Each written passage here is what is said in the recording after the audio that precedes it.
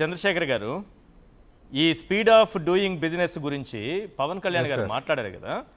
ఈ మధ్య కాలంలో ఈనాడు దినపత్రికలో వచ్చినటువంటి వార్త సార్ ఇది ఈనాడు దినపత్రికను చూపిస్తున్నాను. మాటల్లోనే స్పీడ్ ఆఫ్ డూయింగ్ బిజినెస్ వాళ్ళు రాసింది, ఈనాడు దినపత్రిక రాసింది.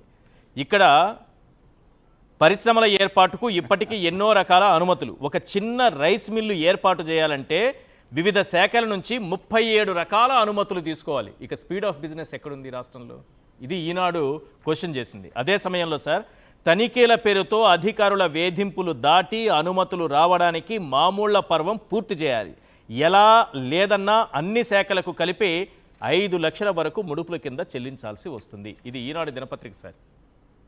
పవన్ కళ్యాణ్ గారికి ఈనాడు దినపత్రిక చదివే అలవాటు ఉందో లేదో మరి. ఎస్ సార్, వాళ్ళే రాయిస్తారు చాలా, కానీ అప్పుడప్పుడు కొన్ని నిజాలు బయటకు వస్తూ ఉంటాయి. ఇలాంటివి చదివే అలవాటు ఉందో లేదో మరి. కష్టం లేకుండా సంపాదించడం అలవాటు చేసుకున్నటువంటి వాళ్ళకి ప్రజల కష్టాల గురించి ఎందుకు పడుతుంది సార్? రాష్ట్ర వ్యాప్తంగా తిరిగి ప్రజల కష్టాలు తెలుసుకొని ప్రజల మధ్యలో ఉండి ప్రజా సమస్యల పరిష్కారం కోసం పనిచేసేటటువంటి వ్యక్తులైతే ఇవన్నీ పడతాయి. కానీ ఎక్కడో కూర్చొని ఎవరికో మద్దతు ఇచ్చి ఎవరో జెండా మోసి ఎవరి కోసమో బాజా భజంత్రీలు వాయించేటటువంటి వ్యక్తిగా పవన్ కళ్యాణ్ గారు మారిపోయిన తర్వాత ప్రజా జీవితాల గురించి పట్టింపు ఎందుకుంటుంది? ఇవాళ రాష్ట్రంలో ఉన్నటువంటి పరిస్థితి ఏంటంటే, ప్రశ్నిస్తే తరిమేస్తాం, అవకాశం ఇస్తే ఆరగించేస్తాం. నీకింత నాకింత, నీకు పర్మిషన్ రావాలి అంటే నాకు వాటా కావాలి. అవును, ఇదే కదా ఈ రాష్ట్రంలో జరుగుతుంది. లేకపోతే ఒక కంపెనీకి, గీతం అనేటటువంటి ఒక విద్యాలయానికి, విశ్వవిద్యాలయానికి ₹1 పావలాకి ఎకరాల భూములు, అత్యంత ఖరీదైనటువంటి భూములు ఇవ్వడంలో ఆంతర్యం ఏమిటి? ఇనార్బిట్ అనేటటువంటి ఒక మాల్కి శ్రీ జగన్మోహన్ రెడ్డి గారు ల్యాండ్ ఇచ్చినప్పుడు పాటించినటువంటి సిస్టమ్ ఏంటి? మీరు పేరు ఊరు లేనటువంటి ఉర్సా కంపెనీలకి, లూలు కంపెనీలకి, ఏదో రోడ్డు పక్కన చిన్నపాటి వ్యాపారాలు పెట్టేటటువంటి వాళ్ళు ఈరోజు కాస్త ఆ యొక్క చిన్న చిన్న మాల్స్లో వాళ్ళ యొక్క కౌంటర్స్ పెట్టుకుంటున్నారు. సూపర్ మార్కెట్లో కొంచెం పెద్ద సూపర్ మార్కెట్ లూలు, దానికి అత్యంత ఖరీదైనటువంటి ఈ విజయవాడలో నడిబొడ్డులో ఉన్నటువంటి ల్యాండ్ని ఇచ్చారు. అనేక కంపెనీలకి ఇస్తున్నారు. ఇదంతా కారణం ఏంటి? ఏ కంపెనీ అయితే ఉద్యోగాలు ఈ రోజు వరకు ఇచ్చినటువంటి చరిత్ర లేదో అలాంటి కంపెనీలకే ఇవాళ వచ్చాయి.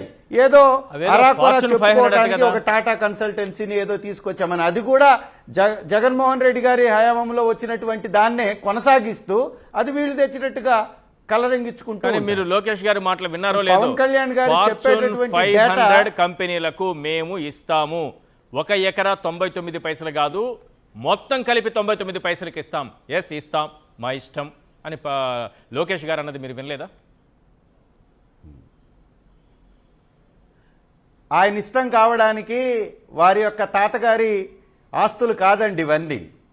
వారి తండ్రి గారి ద్వారా సంక్రమించినటువంటి ఆస్తులు అయితే అవన్నీ ఇచ్చుకోమనండి. ఇవి ప్రజల యొక్క ఆస్తులు, ప్రజా జీవితాలతో సంబంధం ఉన్నటువంటి ఆస్తులు. ఒక ఫ్యాక్టరీ రావాలన్నా, ఒక కంపెనీ ఎస్టాబ్లిష్ కావాలన్నా దాని యొక్క చరిత్రను చూడాలి. ఊరు పేరు లేనటువంటి వాళ్ళు ఉర్సా కంపెనీలని పేరు పెట్టుకొని దాదాపుగా ఒక చిన్నపాటి 10-15 మందితోటి స్టార్ట్ అయినటువంటి కంపెనీలకి, స్టార్టప్ కంపెనీలకి ఎకరాల భూమి, ప్రజల భూమిని, ప్రభుత్వ భూమిని దారాదత్తం చేసే హక్కు మీకు ఎవడు ఇలా? మీకు ఓట్లేసింది ప్రజలకు మంచి చేయమని, ప్రజల్ని ఈ విధంగా కష్టపెట్టమని కాదు కదా. నారా లోకేష్ గారికి ఇవాళ వారు పాషా గారు చెప్పినట్టుగా ఇంకా పవన్ కళ్యాణ్ గారి కన్నా ఈ పార్టీ పెట్టి కొంత పవన్ కళ్యాణ్ గారికి, లోకేష్ గారి కన్నా ఈ రాజకీయాల్లో ముందుకు వచ్చాడు కాబట్టి, ఏదో ప్రజారాజ్యం పార్టీ పెట్టినప్పటి నుంచి ఉన్నాడు కాబట్టి ఆయనకి ఏదన్నా ఎక్స్పీరియన్స్ ఉంది రాజకీయాలంటే మనం నమ్మొచ్చు. ఎందుకంటే ప్రజారాజ్యం చేతైనా చేత కాకపోయినా ప్రజారాజ్యం నుంచి ఈ రోజు వరకు ఏదో ఒక పార్టీలో ఉన్నాడు కాబట్టి. మరి లోకేష్ ఏం చేశాడు సార్? ఏం సాధించాడు సార్? ఏ విధంగా ఆయన యొక్క చదువు జరిగిందో, ఆయన చదువుకున్న వ్యక్తి కాదు, చదువు కొన్న వ్యక్తి అని కొంతమంది మాట్లాడారు. వాళ్ళ నాయనమ్మ కూడా మాట్లాడింది కదా, లక్ష్మీ పార్వతి గారు మాట్లాడారు కదా. చాలా మంది కూడా వారి చదువుకు సంబంధించినటువంటి వ్యవహారాలు చెప్పారు. ఈయన స్టాన్ఫోర్డ్ యూనివర్సిటీలో లేదా ఇంకా పెద్ద పెద్ద స్టాండర్డ్స్ ఉన్నటువంటి యూనివర్సిటీల్లో చదివారని చెప్పారు. ఎప్పుడన్నా మీరు ఆ ఫోటోలు చూసారా? ఎప్పుడన్నా పరీక్ష హాల్లో పరీక్ష రాసింది మీరు చూసారా? నారాయణ గారు వారిని పాస్ చేయడానికి పడ్డా కష్టం అంతా ఇంత కాదని ప్రజలందరూ చెప్పుకుంటూ ఉంటారు. మరి ఆ విధంగా ఇంటి నుంచి ఎగ్జామ్స్ రాసే వాళ్ళని తీసుకెళ్ళి ఈ రాష్ట్రానికి పెద్దగా చేస్తే ఉద్యోగాలు వస్తాయా? పరిశ్రమలు వస్తాయా? అభివృద్ధి వస్తుందా? అనుభవం లేనటువంటి వ్యక్తిని తీసుకొచ్చేసి ఈ రాష్ట్ర పెత్తనం ఇస్తే ఏ విధంగా ఉంటుంది అనే దాన్ని మనం ఇవాళ గమనిస్తున్నాం, చూస్తున్నాం. ప్రత్యక్షంగా ఎర్ర బుక్ అనేటటువంటి ఒక పరిపాలన పేరుతోటి రాజ్యాంగ స్ఫూర్తికి విరుద్ధంగా వ్యవస్థల్ని నడిపిస్తూ పోలీస్ వ్యవస్థని అట్టడుగు స్థానంలో పడవేశారు. ఇవాళ పరిశ్రమలు రాకపోవడానికి కారణం వీళ్ళు భయపెట్టేటటువంటి విధానం, వీరు భయపెడుతున్నటువంటి విధానం. కోకోకోలా కంపెనీ ఎంత పెద్ద కంపెనీ అండి. యలమంచిలి ఎమ్మెల్యే గారు ఓపెన్గానే వారిని బెదిరించారు కదా. అదేవిధంగా అనేక కంపెనీల్ని ఆదినారాయణ రెడ్డి గారు బెదిరించినట్టుగా వార్తలు రాలేదా? అఖిల ప్రియ గారు బెదిరించినట్టుగా వార్తలు రాలేదా? చికెన్ షాపుల వాళ్ళు మాట్లాడలేదా? అహోబిలం దగ్గర నేను చెప్పినట్టుగా భిక్షగాళ్ళ దగ్గర నుంచి కూడా వాళ్ళు కమిషన్లు వసూలు చేస్తుంది నిజం కాదా? మరి రాష్ట్ర ముఖ్యమంత్రిగా ఉన్నటువంటి వ్యక్తి ఒక టెంపుల్ దగ్గర జరిగేటటువంటి వ్యవహారాన్నే ఆపలేకపోతే ఇంకెందుకండి? సొంతం పార్టీలో ఒక ఎమ్మెల్యేకి ఒక ఎంపీకి మధ్య, ఒక ఎమ్మెల్యేకి ఎంపీకి మధ్య జరిగేటటువంటి గొడవనే చక్కబెట్టలేనటువంటి ముగ్గురు నాయకులు ఈ రాష్ట్రాన్ని ఏం చక్కబెడతారండి? Right sir. తిరువూరులో సంఘటన, తిరువూరులో వ్యవహారము దాదాపుగా 2 సంవత్సరాల నుంచి గడుస్తున్నా కానీ ఈ రోజుకి సరిదిద్దుకోలేరు. అంటే ఇంటినే సరిదిద్దుకోలేనటువంటి వాళ్ళు వ్యవస్థను సరిదిద్దుతారా? Right right. పాషా గారు కన్క్లూడ్ చేయండి సార్. సార్, జనరల్గా మన దగ్గర ఒక చిన్న అంటే లాజిక్, మన దగ్గర ఎంప్లాయ్మెంట్ కంపెనీలు వచ్చాయంటే ఎంప్లాయ్మెంట్ పెరిగింది అంటాం. ఎంప్లాయ్మెంట్ పెరిగింది అని చెప్పేసి మనకి ఎట్లా తెలుస్తుంది?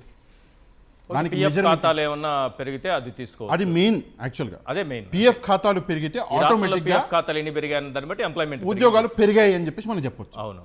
ఆంధ్రప్రదేశ్లో పిఎఫ్ ఖాతాలు పెరిగాయా? లేదు. తగ్గాయా? మేబీ తగ్గుండొచ్చు. ఎంఎస్ఎంఈలోనే ఇన్ని ఉద్యోగాలు పోయాయి. తగ్గాయి అన్నప్పుడు మరి ఉద్యోగాలు పెరిగినట్ట తగ్గినట్ల? తగ్గినట్లు. ఉద్యోగాలు తగ్గాయి అన్నప్పుడు మరి కంపెనీలు వచ్చినట్ల మూతపడినట్ల? మూతపడ్డట్టే. ఒకటి. రెండవది, పార్లమెంట్లో నిలబడి ఎంఎస్ఎంఈల గురించి ఒక డేటా అన్నది వచ్చింది. 3000కి పైగా ఎంఎస్ఎంఈలు ఆంధ్రప్రదేశ్లో క్లోజ్ అయ్యాయి. అవును. వాళ్ళకి కనీస మద్దతు గవర్నమెంట్ అన్నది ప్రొవైడ్ చేయలేకపోయింది అని చెప్పేసి పార్లమెంట్లో నిలబడి మాట్లాడినటువంటి మాటలు. ఒకవైపు ఏమో మేము కంపెనీలను తెస్తున్నాము, ఆంధ్రప్రదేశ్కి మంచి రోజులు వచ్చేస్తున్నాయి, చంద్రబాబు నాయుడు గారి హయాంలో ఆంధ్రప్రదేశ్ తలరాత మారిపోతుంది అంటారు. మరొక వైపేమో అసలు ఆంధ్రప్రదేశ్లో నిజాలు మనం చూసుకుంటే లక్షలాది ఉద్యోగాలు ఊడిపోతున్నాయి. క్లియర్ కట్గా జగన్మోహన్ రెడ్డి గారు ఇచ్చినటువంటి లక్షలాది ఉద్యోగాలు ఊడిపోయి ప్రజలు అంటే ఆ ఏమంటారు అన్ఎంప్లాయిడ్ వాళ్ళు ఇంట్లో కూర్చున్నారు. ఆ పరిస్థితులు మనం ఈరోజు చూస్తున్నాము.